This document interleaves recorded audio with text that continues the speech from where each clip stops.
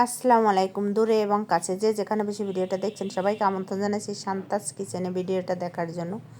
ভিডিওটা ভালো লাগলে অবশ্যই লাইক, কমেন্ট, সাবস্ক্রাইব, শেয়ার করবেন। আজকে নতুন রেসিপি ব্রয়লার মুরগি ভুনা। একদম পারফেক্টভাবে রান্না করতে হলে অবশ্যই আমার ফুল ভিডিওটা দেখতে হবে। ব্রয়লার মুরগি অনেকেই পছন্দ করেন না, কিন্তু এভাবে রান্না করলে সবাই চেটেপুটে খাবেন। দেখেন ব্রয়লার মুরগি 1 কেজির মতন আমি নিয়েছি। ভালো করে দোলাই করে একটু হলুদের গুঁড়ো, মরিচের গুঁড়ো, লবণ মেখে 20 মিনিটের মতন আসলে রেখে দিব। মশলাটা গায়ের ভিতরে ঢুকবে ভালোভাবে মাংসের ভিতরে। তারপর আমরা একটা ফ্রাই প্যান দিয়ে দিব। ফ্রাই প্যানে কিছু তেল দিয়ে দিচ্ছি। তেল দিয়ে আমরা ব্রয়লার মুরগিগুলো ভেজে নিব।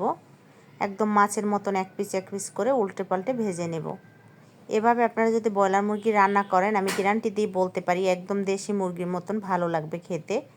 অনেকেই আসলে ব্রয়লার মুরগি পছন্দ করেন না, নরম, তাই এভাবে রান্না করলে একদম টাইট শক্ত শক্ত হয় মাংসগুলো, খেতে ভালো লাগে। এভাবে সব মাংসগুলো আমি ভেজে নিয়েছি।